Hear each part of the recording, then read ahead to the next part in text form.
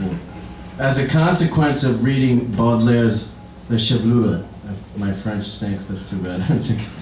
Just before 4:30 p.m. New York Eastern Standard Time, beyond the scope and our breath of hours, lays my mother's flexible hair, strong, subtle, and ragged, with a sense of curvy, emotionless savvy that only I can understand or make out. Inside the throat, my throat, I die at least 5 times within minutes, thinking back to days of old brown Novas, Chevys, and soggy pancakes. I open the window to catch a breeze and toss several orange towels down to the pavement. There, crushed between trash cans, my heart and mind. Through the leaves, adjacent to the cans, I see my future prospects and sadness all falling strongly and carefully, simultaneously, without very much tender hesitation.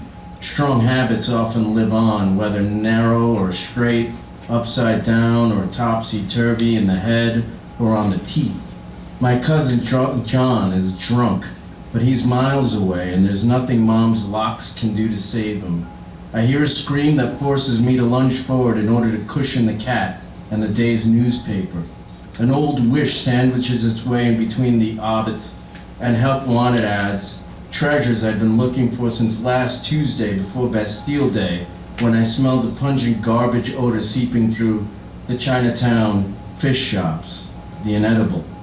I smelled the garbage through my rec room, and I had begun crawling that day to get myself to the closest hamper. Everyone around me was lost in laughter. This much I knew, but only after the cock crowed. A rare illness often appeals to our family as much as a death.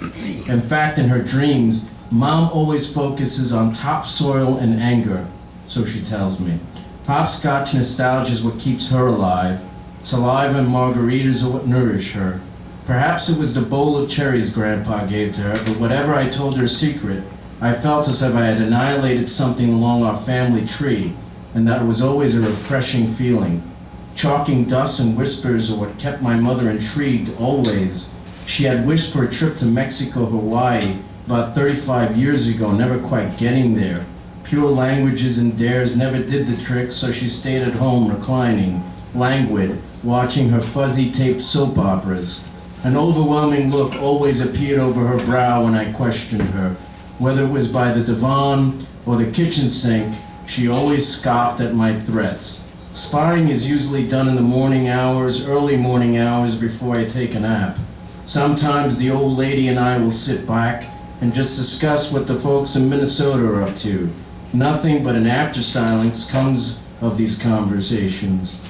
Every once in a while, after these talks, we'd go visit my grandmother at the nursing home, and that would always bring back fond, tearful memories.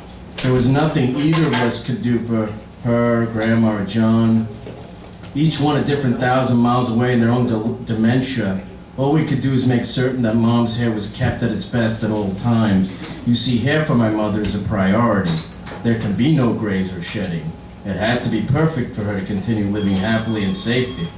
These strands of jet black she'd had all these years with safety and comfort as long as it was intact. Mexico and Hawaii could wait. On occasion, I read French surrealism to Mom, but she laughs. Striking, isn't it, how important these women are? Chicago 2006, wonderful time, but it was Dad that traveled with me, a rarity. There is a trend in our family when it comes to traveling. Do not bring anyone that might cause multiple breakdowns, might ruin the trip, ruin the bill. Hence, no one really wants to go anywhere. I once offered my family a trip to Siena, all expenses paid, but all I got from them was complaint. Tragedy is much more comforting. Why travel when everything is here? The Salamoria, have one here. A bodega, have one here. The pasticceria, have one here. No reason to leave. I must mention that along with hair and Oh My Children, the maternal queen never ignores her Frank Sinatra and Julio Iglesias records. Of course, while she listens to her favorite crooners, one will often find her reclining, languid, combing out her hair. I usually wait by the door, very quietly, waiting to hear of the newest, latest deaths. This is how we communicate. Catastrophe and disaster always brings us closer to a new level of conversation.